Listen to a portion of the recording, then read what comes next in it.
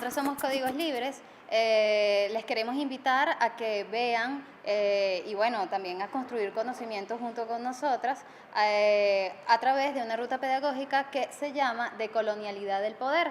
En esta oportunidad estuvimos conversando con el profesor Ramón Grosfogel, con el que estuvimos reflexionando sobre cómo construir el proyecto decolonial en Venezuela, y la clave está en comunalizar el poder. Véanlo, disfrútenlo y construyamos juntos el conocimiento vivo que necesitamos en Venezuela y en América Latina.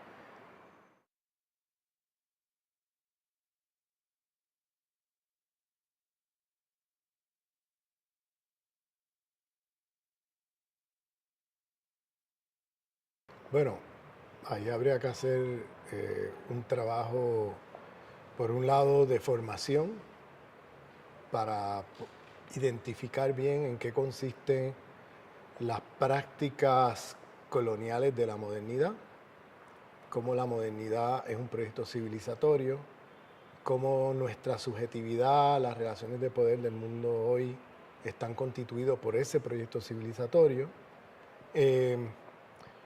Como en la perspectiva de la izquierda occidentalizada, y cuando digo occidentalizada no estoy hablando de la izquierda de Occidente, sino occidentalizada significa la izquierda que mantiene un paradigma occidentalocéntrico, ¿bien?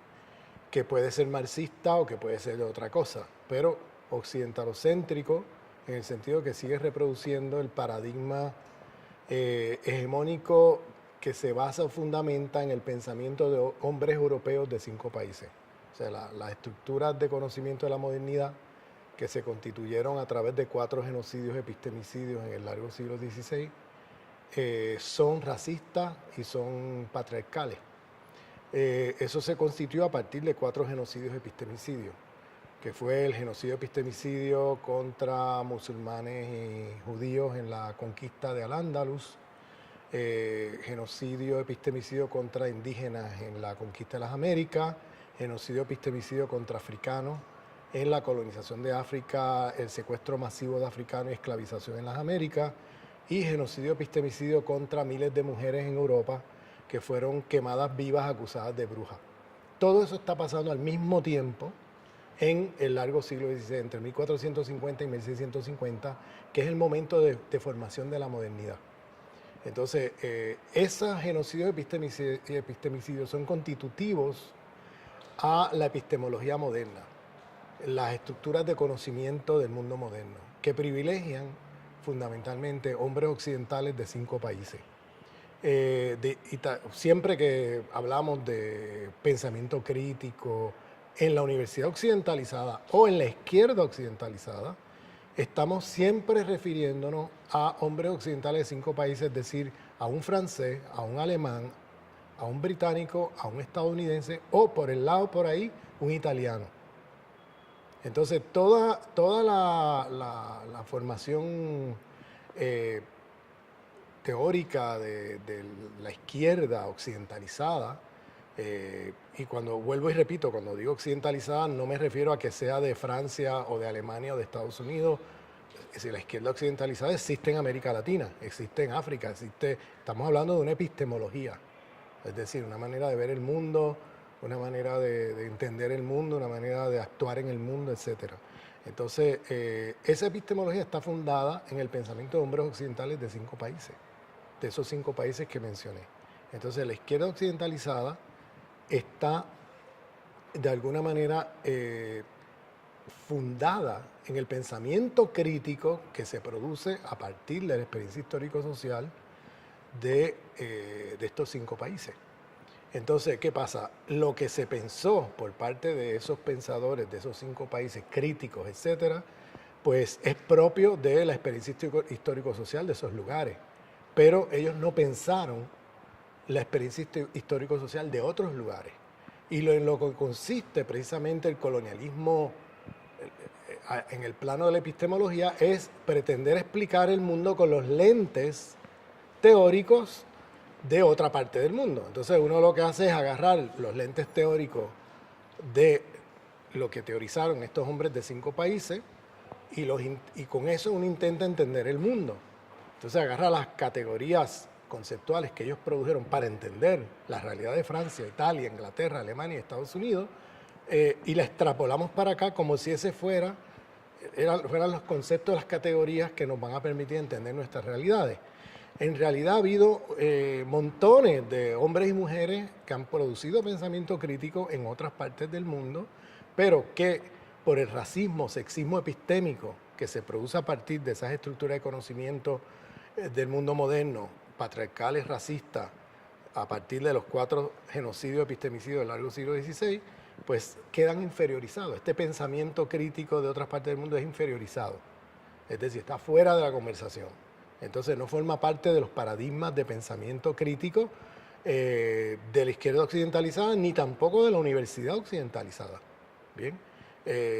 Por tanto, cuando hablamos, para empezar, cuando hablamos de cómo no repetir el paradigma moderno, ¿no? Pues tendrías que, el primer paso es imprimir de diversidad epistémica cualquier cosa que estemos haciendo. Es decir, lo que diría Boaventura de Sosa Santos, imprimir de ecología de saberes todo lo que estemos enfrentando. Cualquier problema que estemos intentando pensar, buscando soluciones a esos problemas, hay que imprimirlo de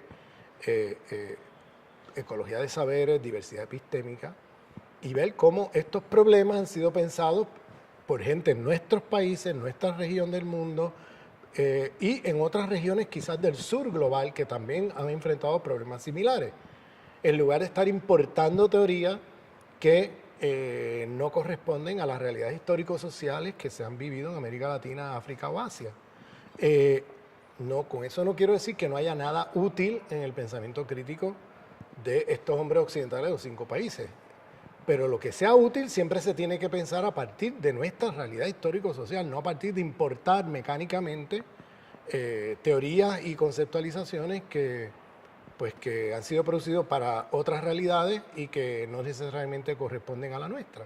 Entonces hay que hacer un trabajo de filtración o de descolonizar estos autores de su propio sesgo eurocéntrico, para entonces ver qué nos es útil y qué no nos es útil.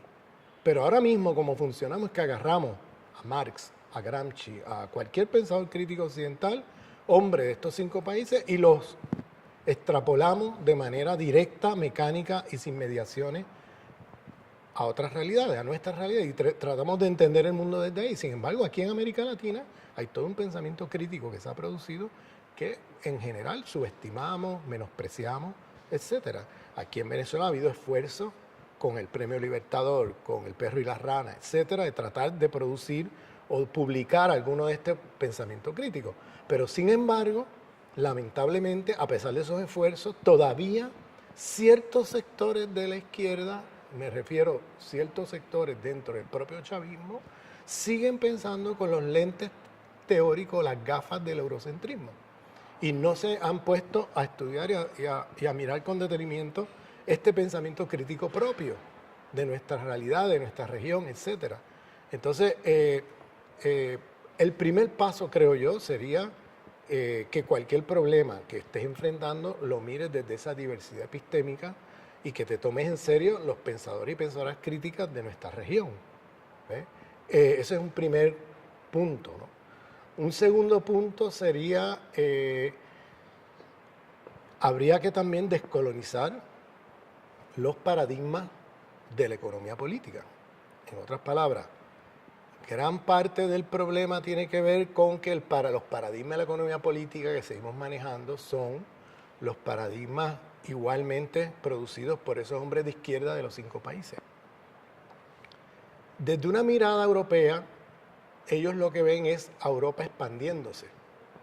Y desde esa mirada, lo que aparece como lo fundamental a partir de la expansión colonial europea del siglo XVI, 1492, cuando comienza la expansión colonial europea y se crea el mercado mundial capitalista, ellos lo que ven o lo que alcanzan a ver es un sistema económico que se crea, se produce y luego se va expandiendo por el mundo, ¿no? Entonces, la prioridad, por tanto, se centra en, desde ese punto de vista eurocéntrico, se centra en que el problema es un problema económico y que la solución pasa por resolver el problema de clase, de la explotación de clase, el problema económico, y ya resolviendo eso, entonces se resuelve lo otro. En otras palabras, se resuelve el sexismo, se resuelve el racismo, se resuelve el eurocentrismo, se resuelve todo lo demás, porque todo lo demás es pensado como superestructura, como un derivado, como un epifenómeno de estas relaciones económicas. Ese es el paradigma que guió el socialismo del siglo XX. Y pensaban que solucionando eso, solucionaban. Solucionando lo económico, solucionan lo demás. Bueno, no solamente no solucionaron lo demás, sino que tampoco solucionaron lo que se propusieron solucionar, que era el problema económico. ¿Y por qué no lo solucionaron? Porque no estamos hablando, porque pusieron la causalidad en el sitio equivocado. A lo que quiero decir es que no estamos viviendo en un sistema económico. Eso es una falacia eurocéntrica. Estamos viviendo en una civilización que tiene un sistema económico. Eso es otra cosa.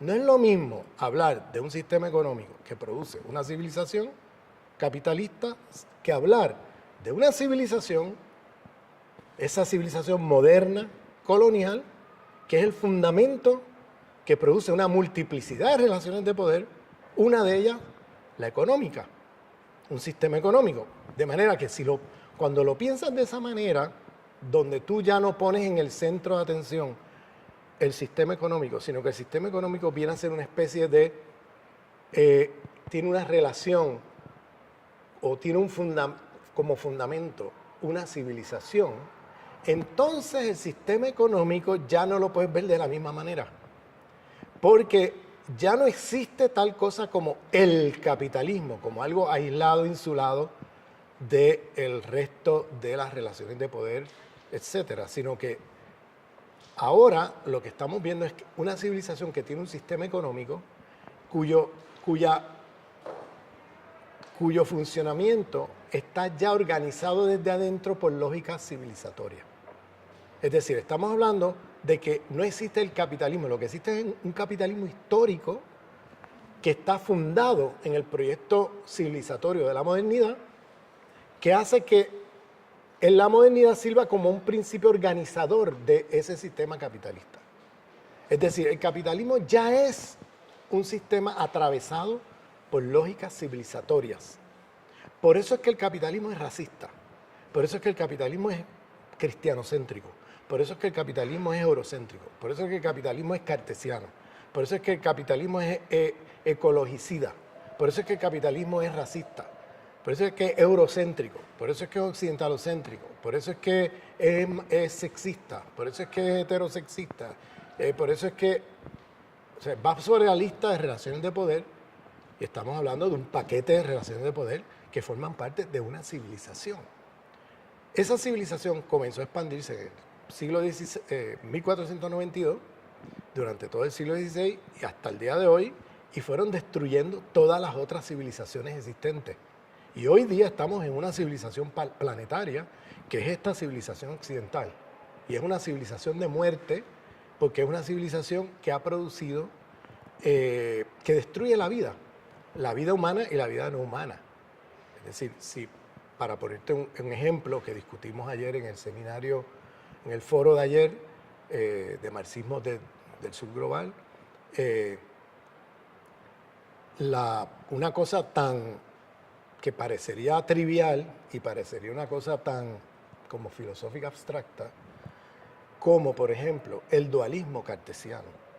Esa idea de mirar cosmogónicamente el planeta, porque tenemos cosmovisiones.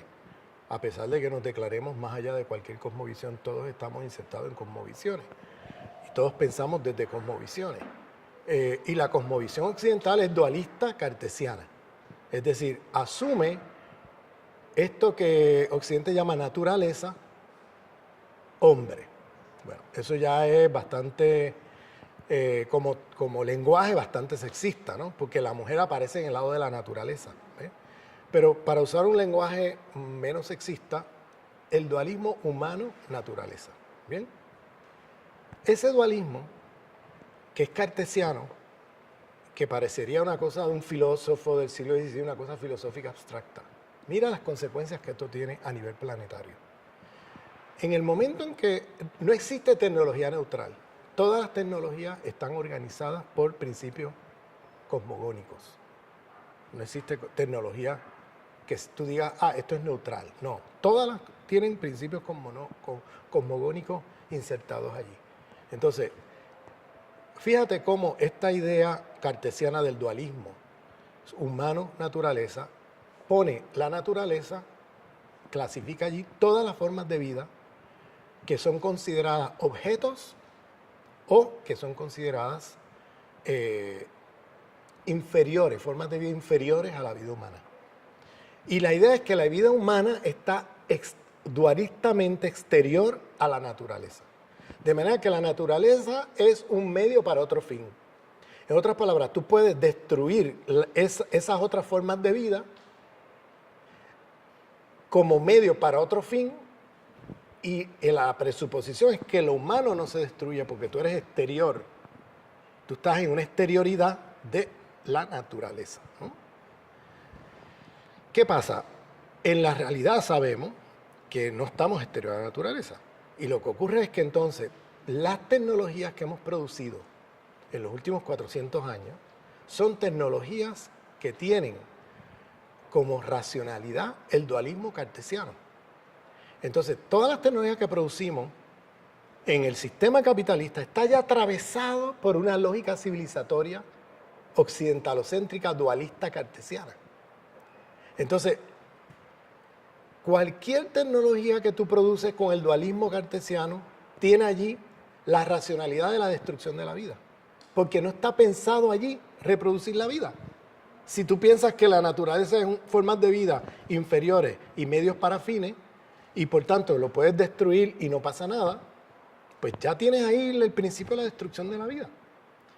Fíjate cómo una cosa tan estúpida y sencilla como esta, que parecería ser una discusión ahí de filosofía 101, ¿no? Mira las implicaciones planetarias que tiene en términos de vida o muerte para el planeta. Por eso es que el giro decolonial no es una opción, es una necesidad de vida o muerte para el planeta.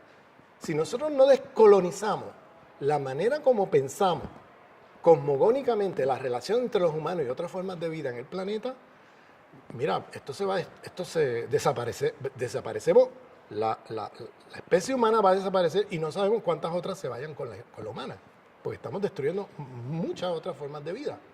Entonces, si tú usaras un principio cosmogónico diferente, por ejemplo, vamos a tomar la noción de Pachamama, o la noción de Tawhid en el Islam, o la noción de Ubuntu, que son nociones holísticas, que son nociones de diversidad entre la unicidad, que no son dualistas, son antidualistas. Ahí no se usa la palabra naturaleza, porque no se entiende que haya algo exterior allá, o objetos inertes o vidas inferiores, sino que todos coexistimos diversas formas de vida dentro de una unicidad, que en este caso es el cosmos. Entonces, esas otras formas de vida no son medios para fines exteriores al humano, son fines en sí mismos y la condición de posibilidad de la vida, humana y no humana. De manera que si tú destruyes eso, te destruyes a ti mismo. Entonces, imagínate que empecemos a producir tecnología con una cosmovisión como esa, que nos permita entonces tener una racionalidad en la propia producción tecnológica que tiene allí la reproducción de la vida, tiene la racionalidad de la reproducción de la vida. Si tú usas un principio cosmogónico distinto. ¿Bien? Entonces, fíjate cómo algo tan trivial como esto, las consecuencias planetarias que tiene de vida o muerte en el planeta. Entonces, el tema de la descolonización es un tema de vida o muerte, no es un tema de opción. ¿Bien? Entonces, de la misma manera, el capitalismo opera con lógicas raciales, ¿no? ¿Quién hace qué y cuánto se gana por lo que hace? Está organizado en la División Internacional del Trabajo a partir de jerarquías raciales. Bien, el capitalismo es sexista, ¿no? ¿Quién hace qué y cómo se hace? También está organizado. ¿Y cuánto te ganas por lo que haces? Por jerarquías de género. hay jerarquías de sexualidad, hay una serie de jerarquías epistemológicas, religiosas. Hay una jerarquía religiosa donde se considera la cristiandad la forma superior de espiritualidad y todas las otras inferiores. ¿Bien? Entonces, las consecuencias teóricas y políticas de lo que estoy diciendo es que la transformación social no se agota solamente en que vas a cambiar un sistema económico. Porque lo que te va a pasar es que si tú te organizas, como pasó con el socialismo del siglo XX, contra el capital, de manera racista, sexista, eurocéntrica, cartesiana, vas a volver a reproducir todo contra lo cual estás luchando. Porque no estamos hablando de un sistema económico, estamos hablando de una civilización. Entonces las lógicas civilizatorias son principios organizadores de lo que llamamos el capitalismo. Entonces, si tú te crees que vas a cambiar las relaciones de clase, por ejemplo, en la Unión Soviética, los países del este eliminaron a los capitalistas, ¿bien? Pero se organizaron contra el capital de manera racista, eurocéntrica, patriarcal, cristianocéntrica. Y cuando abriste los ojos, no solamente no resolviste nada de lo que te propusiste resolver, que llamaba superestructura, sino que ni siquiera resolviste el problema económico, porque la lucha contra el capital, si te organizas de esa manera, trayendo todas las lógicas civilizatorias de dominación de la modernidad, terminas reproduciendo todo otra vez y terminas en un capitalismo de Estado, que fue lo que pasó en el socialismo del siglo XX. Entonces, a lo que voy es que la izquierda, para poder moverse hacia adelante, tiene que tener una cartografía del poder muy diferente a la que hemos manejado hasta ahora. Y por eso es fundamental la descolonización de los paradigmas de la economía política, que siguen planteando una cartografía del poder que se agota en un sistema económico capitalista y ya. Y lo demás son como epifenómenos, cosas por el lado secundaria, que se resolverán una vez resolveramos el capitalismo. Y no, eso ya lo vimos, ese experimento y ese paradigma en acción lo vimos en el socialismo del siglo XX. Y si aquí usamos socialismo del siglo XXI como lema o como eslogan, sin hacer una evaluación crítica del 20 y sin descolonizar ese socialismo eurocéntrico del 20, vamos a volver a reproducir nuevamente, en el nombre del socialismo del 21, todos los problemas del 20, del socialismo del 20. Y no vamos muy lejos. Entonces, la discusión y el debate decolonial es no solamente vida o muerte, sino la única manera como te puedes plantear un más allá del socialismo del siglo XX que terminó donde terminó, con los obreros levantándose contra el llamado Estado obrero. ¿Ah? Entonces, y con capitalismos de Estado y burocracias capitalistas de Estado oprimiendo a sus pueblos y a sus poblaciones, y la gente luego levantándose contra eso. Entonces, a lo que voy es que la descolonización es fundamental para un proyecto de izquierda radical que se plantee una lucha ya no solamente anticapitalista, sino antisistémica. ¿Para qué? Para enfrentar la crisis civilizatoria, porque lo que vivimos no es solamente una crisis económica, es una crisis civilizatoria, y plantearnos la fundación de una nueva civilización planetaria. Ese sería el horizonte, ¿no?, hacia dónde debemos movernos, pero eso implica un cambio en paradigma, en el chip fundamental para poder realmente movernos más allá de esto. De lo contrario, no nos vamos a mover nunca más allá de esto, porque la modernidad es el proyecto civilizatorio que ha mantenido y sigue manteniendo la reproducción de esta civilización y su sistema económico en todos los esfuerzos, incluso los esfuerzos más anticapitalistas, terminan reproduciendo el capitalismo. ¿Por qué? Porque no se han dado cuenta que el problema es más profundo, y eso los indígenas de este planeta nos lo siguen recordando todos los días y nos dicen, no, aquí el problema es un problema de una civilización de muerte. Ustedes siguen pensando que esto es un problema económico. No, esto es un problema civilizatorio, más profundo y más amplio. Y para terminar este punto, o la izquierda se hace anticapitalista y decolonial, o sigue con su anticapitalismo promodernidad y no va para ningún lado. tienes que descolonizar la modernidad para poder tener un proyecto radical anticapitalista. De lo contrario, vuelve y reproduce la rueda de la historia.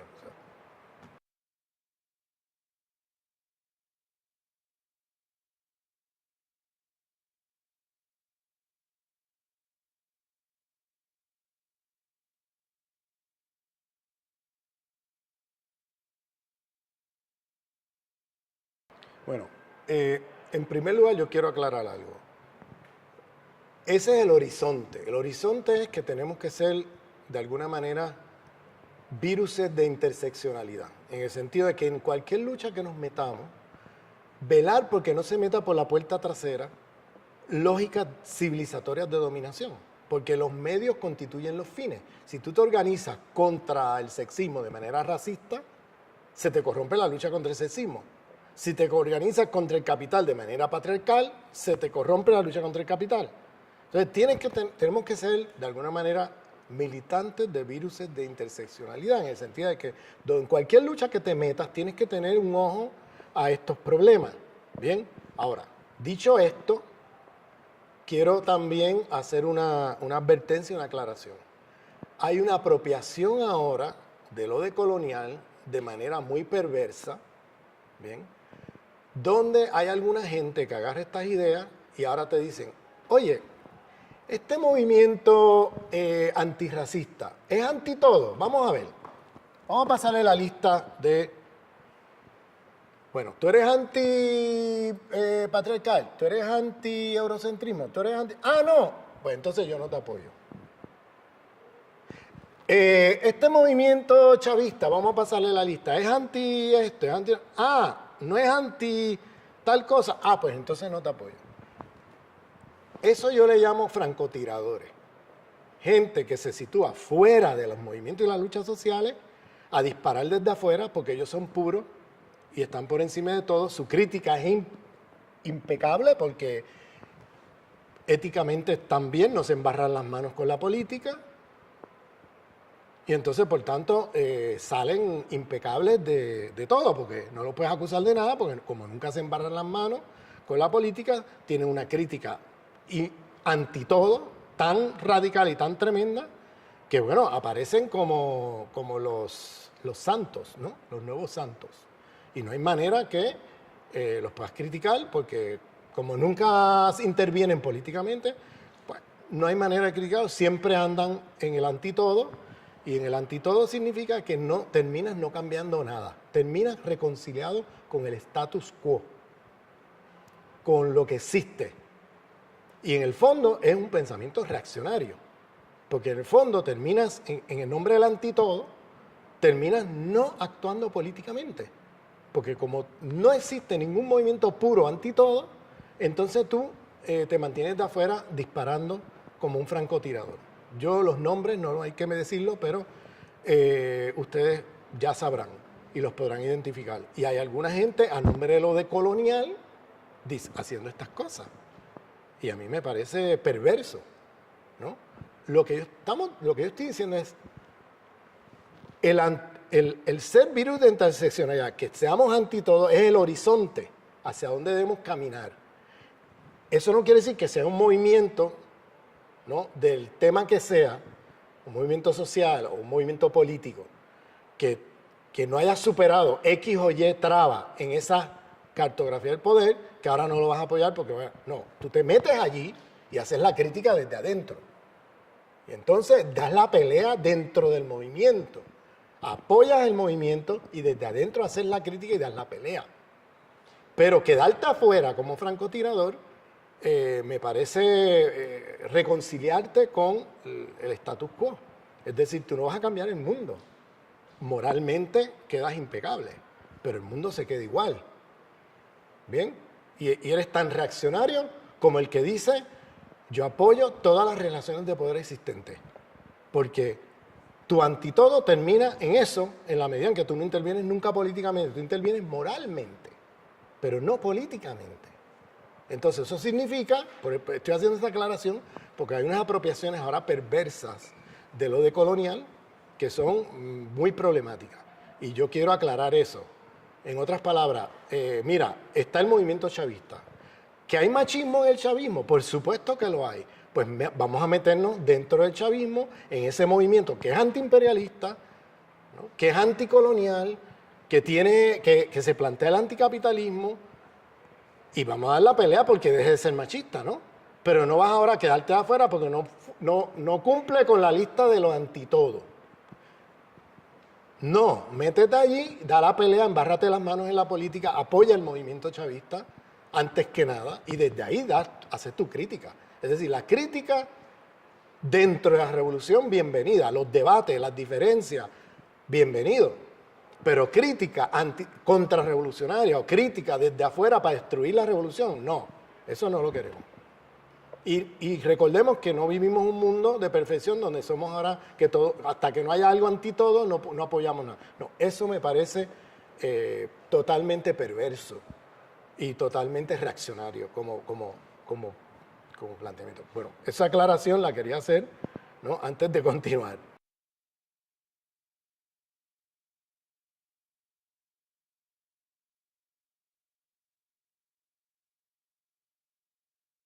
En el contexto venezolano. En el contexto venezolano, porque estas no son preguntas que uno puede contestar a priori, como aquí está la receta. No hay receta, ¿bien? Hay que tener una mirada pluriversal de estas cosas, no universal. No de que hay una receta universal que ahora aplicamos a todos lados, que ese era uno de los problemas del socialismo del siglo XX, que había una receta con un modelo y había que imitarlo en todas partes. Y eso terminó en un fracaso. Entonces hay que tener una visión pluriversal y decolonial de cara al socialismo del siglo XXI. Entonces, en ese sentido, yo creo que hay que situarse bien en el contexto venezolano para de alguna manera dar una respuesta a eso. Lo que yo te puedo así adelantar algunas cosas, porque yo no soy de aquí, y eso es una pregunta que yo creo que tocaría a la gente aquí profundizarla, pero sí te puedo decir lo siguiente. En este momento hay dentro del proyecto comunal, yo interpreto lo siguiente, interpreto que Chávez, yo siempre he dicho que iba más adelante que el chavismo, que Hugo Chávez siempre anticipaba, iba por delante, que Chávez tenía unas intuiciones políticas incluso decoloniales en el pensamiento de Chávez impresionante. Pero que él, vamos a ponerlo así, que la mayoría del chavismo, como dicen ustedes aquí, no le paraban bola a esas intuiciones de Chávez y a esas propuestas de Chávez. En otras palabras, no todo el chavismo, pero mucho del chavismo, el chavismo mayoritario, el chavismo más hegemónico, pues como que no le paraban bola a cosas que eran muy importantes en el pensamiento de Chávez. Entonces esas cosas se quedaban en pronunciamientos que él hacía y que nadie le daba seguimiento. ¿Bien? Ejemplo, cuando Chávez decía que no tenemos nada que enseñarle a los indígenas latinoamericanos sobre socialismo, al contrario, nosotros tenemos mucho que aprender del socialismo indoamericano. Ahí tienen un giro de colonial, ahí él está diciendo, tomemos en serio el pensamiento crítico producido por los indígenas del continente. Asumamos ese pensamiento crítico como una entrada para poder pensar formas de poder que no pasen por el Estado moderno. ¿Bien? Que son formas de poder comunales, de la comunidad, etc. Entonces, ¿qué pasa? Esa idea de Chávez, yo no veo ninguna universidad en Venezuela, ni siquiera las creadas por el propio proceso bolivariano, tomándose en serio esa oración de Chávez. ¿Bien? Ninguna. No se toma en serio la diversidad epistemológica. Se está reproduciendo otra vez los esquemas de la epistemología moderna colonial, racista, sexista, porque cuando construyes universidad, reproduciendo otra vez las mismas disciplinas y los mismos cánones de hombres occidentales de 5 países, pero ahora de izquierda, pues no vas a llegar muy lejos, ¿no? Otra intuición de Chávez. Chávez, en los últimos 2 o 3 años de su vida, yo creo que Chávez se da cuenta de los límites del Estado moderno. Ese Estado moderno es una burocracia representativa, ¿bien? Que tiene su función y tiene su lugar, pero no puedes poner todos los huevos en una misma canasta. ¿Qué hace Chávez? Comienza a potenciar la idea del poder comunal y comienza a darle importancia, incluso a tener debates con los ministros sobre este tema. No sé si se acuerdan cómo ustedes le llaman aquí a ese famoso encuentro de Chávez con los ministros 2 semanas después de ser electo en octubre del 2012. ¿Cómo? El golpe de timón, que eso fue en televisión nacional a calzón quitado. ¿Bien? No sé si esa expresión se usa aquí, a calzón quitado. Y crítica y autocrítica. Y que era una de las cosas que él más enfatizaba, el poder comunal. Se da cuenta de que la única manera de empoderar a la gente y de que el proceso se radicalice y siga adelante es que las decisiones que ahora mismo toma el Estado fueran cada vez más tomadas por la comunidad, por el poder comunal, por la gente, en lugar del Estado decidir por ello. ¿Por qué? Porque él se da cuenta que esa burocracia es inefectiva en muchos sentidos. En otros tiene su función y puede ser efectiva, pero en muchas cosas, sobre todo en términos de la transformación que se requiere para transformar la sociedad, es inefectiva. Se da cuenta que hay muchas cosas pasando en el país que no le llegan y él se entera saliéndose de su camino y parando en tal barrio, hablando con la gente, y de momento él se entera y dice, ¿por qué este ministro no me informó de esto? ¿No? ¿O por qué este ministerio no está discutiendo este problema? Pues se entera saliéndose de su camino, de su silla de presidente y yéndose a la calle. ¿Ve? Y se da cuenta que eso no está funcionando. Por otro lado, directrices que él envía no llegan. Se quedan en algún lugar cortocircuitados de la burocracia. Por allí se cortocircuitan y allí quedó. Y nadie se enteró y allí quedó. ¿Bien? Por otro lado, corrupción. Hay corrupción. Vuelvo y digo, la crítica aquí yo la hago dentro. ¿Bien? Yo no estoy haciendo crítica para destruir este proceso. Este proceso hay que seguirlo apoyando y echarlo adelante. Y digo esto porque la derecha se pega de los errores o los problemas que puedan haber en el proceso revolucionario bolivariano para tratar de destruir el proceso. Y aquí no estamos en eso. Yo quiero hacer esta aclaración una y otra vez, porque cualquier comentario crítico siempre es instrumentalizado por esta derecha, pero no podemos dejar que porque la derecha vaya a instrumentalizar, entonces acá nosotros no pensar críticamente, porque entonces sí que nos hundimos, si no tenemos capacidad crítica dentro del proceso para mirar los problemas y superarlos. ¿Ve? Y en nombre de que la derecha los va a instrumentalizar, no podemos acallar la crítica. Tenemos que seguir haciendo la crítica y seguir haciendo la lucha, ¿ves? Pero dentro del proceso, no para destruirlo, ¿ves? No como francotiradores, sino ahí embarrándose las manos en el proceso, ¿ves? Entonces, volviendo al tema, aquí se ha creado una ley de poder comunal. O sea, aquí tiene una oportunidad que no tienes en otros países. En otros países comunes, bueno, ¿de qué me estás hablando? O sea, no hay una legitimidad ni legal ni política a la idea de un poder comunal. Vete a Colombia, trata de hacer una comuna allí en un lugar de la ruralía. Allí aparecerán los paramilitares al otro día a matar a todo el mundo. O sea, estamos en un país que tiene esa oportunidad de crear un poder, porque él se da cuenta entonces de la necesidad de crear un poder comunal que de alguna manera confronte ese poder estatista, ¿no? Que es inoperante para muchas cosas de hacer avanzar el proceso revolucionario. Es operante para otras, no nos equivoquemos, pues no vamos tampoco a caer en una posición anarquizante que ahora tratemos de eliminar el Estado hoy, y como el purismo anti todo. Como el Estado tiene problemas, pues ahora somos antiestatistas y ahora nos oponemos al proceso porque son estatistas. No, eso es otra posición política que es parecida a la que acabo de criticarle, el antitodo, que termina siendo el anarquismo conservador. Bien, ahora, asumiendo el hecho de que el Estado no va a desaparecer, ni el Estado y que el Estado es necesario en este momento histórico, al mismo tiempo tienes que ir ocupando de alguna manera las posiciones de decisión del Estado y pasando la mano de la gente. Y ese proceso es el proceso del poder comunal. Así yo lo entendí de Hugo Chávez. Y Hugo Chávez lo expresó así, y Hugo Chávez lo puso, promovió esto como ley. Vuelvo y repito, estos son intuiciones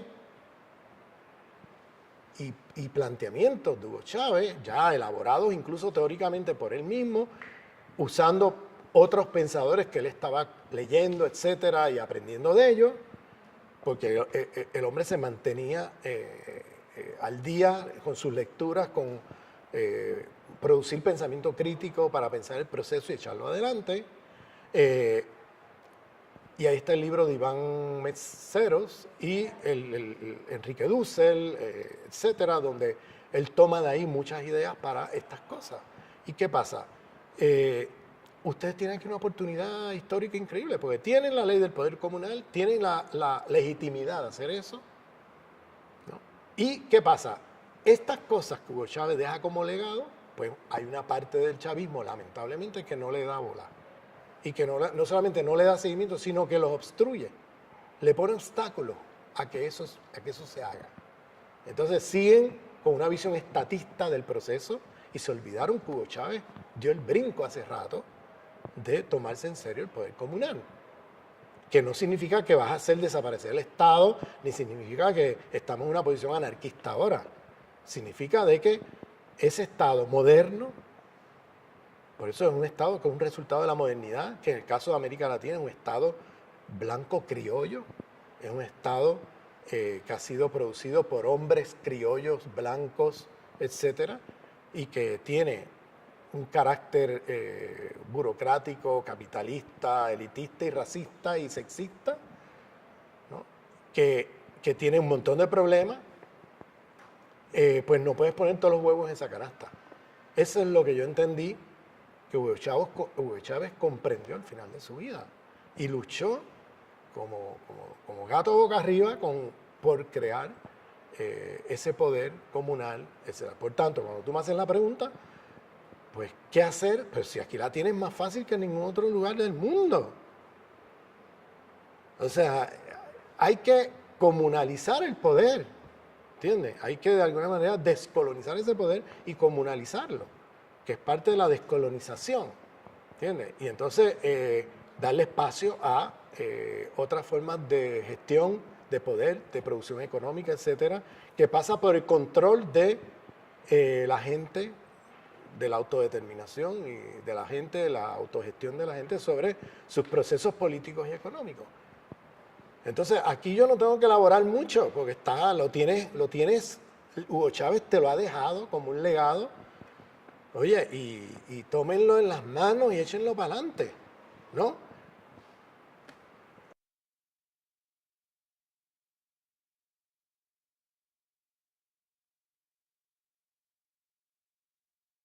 En primer lugar, yo dije que el capitalismo no es una civilización.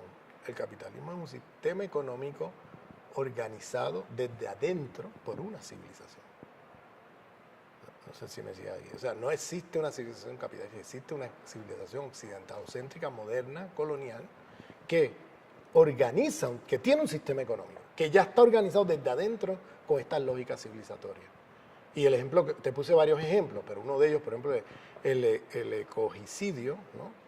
El ecologicidio, que está muchas veces en el paradigma marxista tradicional. Pensamos que el problema es un problema de lógica de acumulación de capital que hace que el capital destruye todo porque quiere hacer ganancia, etcétera, etcétera. Bueno, sí, pero no es suficiente, porque si hubiera otra cosmovisión, porque han habido sistemas, civilizaciones en el pasado, con problemas y con explotación y todo, pero ninguna ha destruido el planeta como esta. ¿Te fijas? Porque mantenían principios cosmogónicos diferentes. En esta, porque tenemos un principio cosmogónico dualista cartesiano, es que es tan destructiva para la vida. No es solamente que hay una lógica insaciable de acumulación de ganancias y todo eso. Es que las tecnologías que se usan están ya pensadas con lógicas de destrucción de la vida, con las racionalidades de destrucción de vida. Entonces, lo que estoy hablando no es que hay un capitalismo que produce una civilización, estoy hablando de una civilización que tiene un sistema económico que ya está organizado desde adentro, con lógicas civilizatorias occidentalocéntricas destructoras de la vida. Bien, entonces, las prácticas económicas, de alguna manera alternativas al capitalismo, son prácticas que hay que mirar en cada localidad, en cada lugar. Por ejemplo, hay prácticas de reciprocidad que existen en las Américas, en comunidades indígenas. Son prácticas no capitalistas, ¿ven? Que están insertadas en un sistema capitalista, pero ellas en sí mismas no son necesariamente capitalistas, que operan con otras lógicas, no mercantiles, etc. Hay prácticas comunales que se están gestando aquí en Venezuela, que operan también con otras lógicas. Lo que pasa es que al estar dentro de un sistema y un mercado capitalista, es muy difícil ahora mismo, desde un Estado-nación o un Estado, o desde una región, tú pretender tener un sistema económico puramente anticapitalista o puramente no capitalista. ¿Te fijas? Tú puedes tener formas de gestión, formas de poder, formas de producción, etcétera, que no sigan lógicas capitalistas. Pero a la hora de tú producir, bueno, pues muchas veces tienes que ir a un mercado a vender lo que produjiste. Entonces te confrontas ahí con el mercado capitalista. O a la hora de tú comprar una maquinaria o algo que necesites en la producción, pues tienes que ir a algún mercado capitalista a comprarla. Entonces, las comunas no operan en un vacío. Las comunas operan dentro de un contexto de un sistema capitalista y eso le pone límite. Entonces, habría que, en la medida en que florezcan más comunas y se haga más fuerte la comunalización de los procesos de producción, pues quizás haya más posibilidades de que en lugar de haber intercambio vía mercado, haya intercambio vía reciprocidad, vía otros mecanismos, ¿ve? Entre diferentes comunas. ¿Ve? Y ahora mismo con la propia problemas, el propio bloqueo que está ocurriendo con Venezuela en el plano económico, ese bloqueo está afectando las formas de sobrevivencia. Y eso ha creado también prácticas no capitalistas de sobrevivencia. Pues la gente entonces busca maneras de sobrevivir, de conseguir comida, etcétera, vía mecanismos no capitalistas, no mercantiles necesariamente, y a través de otras redes, ¿no? De lazos sociales, etcétera.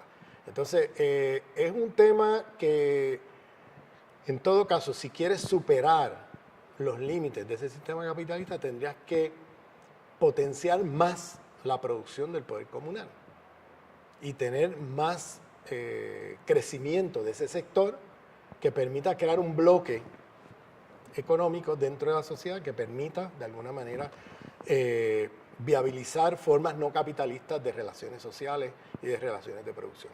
¿Bien? Pero todavía siempre vas a tener un límite porque estamos en un capitalismo global. Entonces requeriría que ese proceso revolucionario se extendiera a otras partes del mundo. Y por eso el Che siempre tenía esa visión de que 1, 2, 3, 4 Vietnam. ¿Qué quería decir con eso?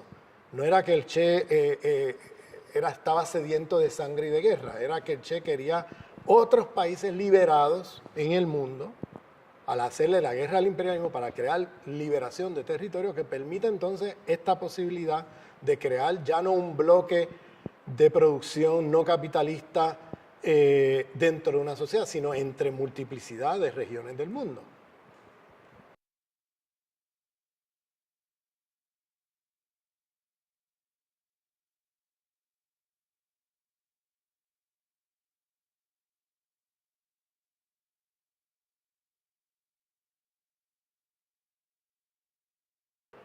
Las preguntas serían para mí, en primer lugar, hay un proceso de descolonización epistémica en el proceso revolucionario bolivariano. Hay una crítica a las formas modernas de poder, institucionales de poder. hay una crítica, existe aquí un cambio paradigmático en relación a cómo pensar la relación entre los humanos y otras formas de vida, con consecuencias en términos de producción de tecnología no destructora de la vida. Esas serían para mí preguntas clave. ¿O se sigue todavía con el proyecto moderno, anticapitalista pero moderno, y reproduciendo las lógicas de la modernidad destructoras de la vida? O sea, ¿qué está pasando ahí? Esas son preguntas que yo les haría.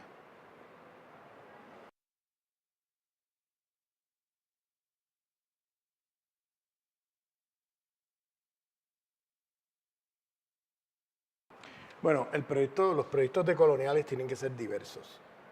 Y cuando digo diversos, me refiero a que la historia imperial colonial de cada lugar del mundo es diferente. Las epistemologías y cosmovisiones son diferentes.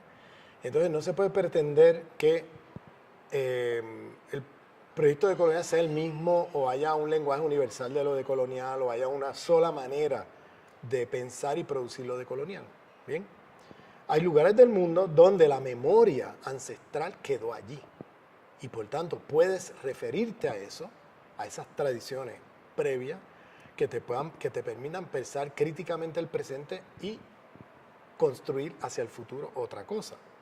O sea, la mayoría de los movimientos indígenas o movimientos islámicos o movimientos que de alguna manera tratan de recuperar saberes ancestrales, no lo hacen pensando en que van a regresar al pasado. Nadie plantea eso. Eso es un postulado que ha usado el eurocentrismo todo el tiempo, de izquierda y de derecha, para desacreditar estos proyectos decoloniales que están produciéndose en el mundo hoy desde epistemologías no occidentales, entre comillas. ¿Bien? Entonces, hay una gran, en esos lugares donde la colonización no destruyó la memoria ancestral, es decir, donde quedó cierta continuidad de las cosmovisiones y epistemologías premodernas, bien, quedó algo por allí, reconstituido por supuesto con la modernidad, ya no es algo puro del pasado, sino que es algo que está ya mezclado con otras cosas, pero que hay allí todavía cosas por donde te puedas agarrar para pensar críticamente el presente y tirar hacia el futuro, ¿bien? En esos lugares hay que hacer un trabajo que es una doble crítica. Por un lado vas a criticar las estructuras de dominación, del poder, del saber, occidentales, pero por otro lado tienes que identificar dentro de tu propia tradición el occidente dentro de ti. Porque la colonización no fue que solamente se impusiera desde una exterioridad a la subjetividad de la gente, sino que la colonización donde más duro dio fue en la subjetividad y en las cosmovisiones y en la epistemología y todo eso. Entonces, trastocó lo que ya existía allí antes y lo transformó en otra cosa. Entonces, hay que hacer un doble trabajo de crítica a las relaciones de poder, del saber y del ser de Occidente, pero al mismo tiempo una crítica interna para poder identificar dentro de tu tradición los legados coloniales que ahora aparecen como algo auténticamente tercermundista. ¿Me sigues lo que te estoy diciendo? O auténticamente indígena o auténticamente islámico. Tienes que mirar allá adentro qué pasó en esa historia y la genealogía de tu propia historia y ver por dónde el colonialismo se metió a trastocar la mirada de estos pueblos con respecto a sus propias tradiciones. ¿Bien? Que no es solamente que te están imponiendo de afuera un paradigma, es que incluso trastocaron el tuyo desde adentro. Y eso tiene que hacer un trabajo decolonial en las dos direcciones.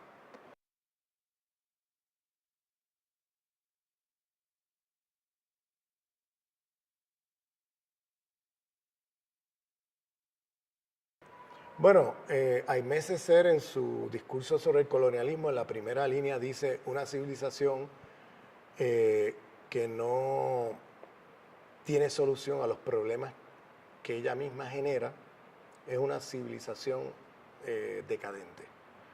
Y estamos en ese momento, estamos en un momento donde hay una crisis terminal de esta civilización. Y hay una crisis en todas sus formas de dominación. Hay una crisis de lo que se llama el capitalismo, ¿no? Hay una crisis de las formas de autoridad política de este sistema que se ha privilegiado por excelencia la noción de Estado-Nación. Esa ficción de que un Estado tiene la identidad que corresponde a toda una población. Es una gran ficción que no existe en ninguna parte. Y eso ha creado más problemas que soluciones. Por eso en América Latina los movimientos indígenas han llamado y han transformado constituciones llamando al reconocimiento de sociedades plurinacionales, ¿no? Somos muchas naciones coexistiendo dentro de un Estado. No es tal cosa de un Estado, una nación, y una identidad y una población. Eso es una ficción eurocéntrica. Eso no existe ni siquiera en el ejemplo quintesencial de Estado-Nación, que es Francia, donde podríamos decir, entre comillas, donde más exitoso fue ese proceso de exterminio de la diferencia en Francia, pues ni siquiera ahí existe, porque ahí las diferencias no pudieron suprimirlas. Y mira los problemas que tienen los franceses hoy con los franceses de origen musulmán o de origen africano o de otros orígenes, que son franceses, que no son migrantes, ¿bien? Que ya son 3, 4, 5 generaciones allí, y gente nacida y criada allí, y mira los problemas que tienen. O sea, la idea del Estado-Nación es una de las ideas modernas que más problemas ha creado a nivel planetario. Y por eso los indígenas latinoamericanos han producido un pensamiento a contracorriente de eso y han propuesto formas de autoridad política diferentes a través de la idea de estados plurinacionales. Hay una crisis de los discursos racistas porque Occidente está perdiendo cada vez más terreno, cada vez más protagonismo mundial con la emergencia de nuevos polos económicos en el mundo, entre ellos la China, y claro, el blanco occidental se siente que está perdiendo privilegios y claro, tiene una crisis de identidad brutal porque quiere volver a los años de gloria cuando ellos explotaban y dominaban el mundo y vivían bien. Bueno, pues ahora están en crisis y ahora buscan cómo de alguna manera solucionar el problema a través de echarle la culpa a los migrantes o a las minorías o a los grupos que no se identifican o que no quedan identificados propiamente como parte del mito o la ficción del Estado-Nación. Y entonces tiene una islamofobia, un racismo antinegro, eso lo estás viendo, y la extrema derecha ascendiendo por todos los centros metropolitanos con estos discursos hiperracistas, ¿no? Porque es un tema para ellos de pérdida de privilegios y de cómo reconstituir nuevamente sus identidades imperiales. ¿Ve? Y están tratando de volver a un pasado que no va a volver. Y para eso se afincan a discursos racistas y a políticas de grupos de extrema derecha que vienen instrumentalizando este descontento de las poblaciones blancas y en lugar de canalizarlas como un descontento antisistémico, pues se canaliza como un descontento antinegro, antimusulmán, ¿entiendes? Y entonces desvían la energía de descontento de la gente, como hizo en los años 30 la Alemania nazi, hacia conejillo de indias, ¿no? O sea, y lo desvías hacia allá. Y eso está pasando ahora mismo, ¿ve? Entonces hay una crisis por ejemplo, una crisis del patriarcado cristianocéntrico hegemónico, o sea, una crisis donde ese patriarcado no funciona ya de la misma manera ni puede funcionar. Entonces hay unos grandes conflictos y contradicciones ahí con respecto a las relaciones de género, de sexualidad, todo eso. Hay una crisis, cuando mira todos los ejes de dominación de esta civilización, están todas en crisis. Hay una crisis del paradigma eurocéntrico. El paradigma eurocéntrico de derecha o de izquierda no tiene nada que decir a los problemas planetarios. No tiene nada que proponer que no sea otra pesadilla global. ¿Ve? Entonces, pues se agotó el paradigma eurocéntrico aunque seguimos siendo eurocéntricos, ese paradigma ya no produce soluciones a los problemas de la humanidad. Ese paradigma se agotó, aunque sigamos siendo eurocéntricos.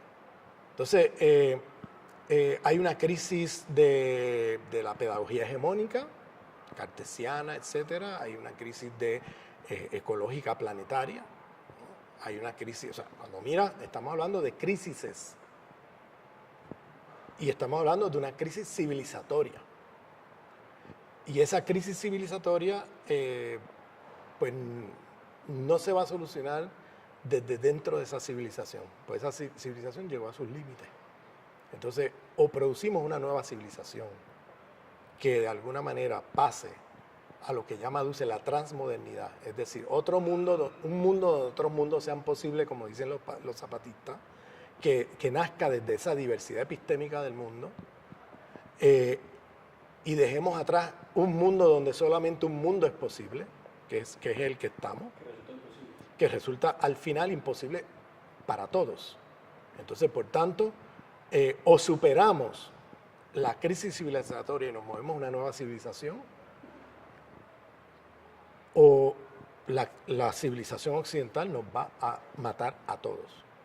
Entonces, cuando digo civilización occidental, fíjate que yo estoy nombrando un sistema de poder, un sistema mundo de poder. Yo no estoy diciendo los humanos somos destructivos de la vida. Yo no dije eso, que es lo que tú oyes por ahí en el pensamiento eurocéntrico. Los humanos siempre destruimos la vida. Mentira. Aquí hubo civilizaciones en el pasado, por más de 20.000 años. La humanidad produjo no sé cuántas civilizaciones y ninguna fue destructiva de la vida como esta, porque ninguna operaba con los principios cosmogónicos de esta, del dualismo cartesiano y todas estas cosas que discutimos al principio. Por tanto, la civilización occidental lo que hace siempre es atribuirse a sí mismo las cosas que parecieran logros y externalizar a lo humano las cosas que son fracasos. Entonces, cuando hay un fracaso, los humanos. Cuando hay algo exitoso, nosotros los occidentales. No, tienes que ser consecuente. Los logros, los occidentales, pero los fracasos también. Y esto que se ha llamado progreso no es otra cosa que la destrucción de la vida a nivel planetario. Esto que le llaman progreso es destrucción de la vida. Entonces, estamos hablando de no una destrucción porque los humanos destruimos la vida, no, es una destrucción porque esta civilización occidentalocéntrica, capitalista, patriarcal, cristianocéntrica, moderna, colonial, yo prefiero usar una frase larga, precisamente para poner en juego, encima de la mesa todo lo que está en juego, que seguir diciendo capitalismo global o modo de producción capitalista, etc. Y esa frase larga la uso así, a propósito, a riesgo de sonar ridículo, para visibilizar lo que está en juego. O superamos el sistema mundo capitalista patriarcal, cristianocéntrico, occidentalocéntrico, moderno colonial, o ese sistema, esa civilización nos va a superar a todos, nos va a destruir a todos. En ese estamos hoy.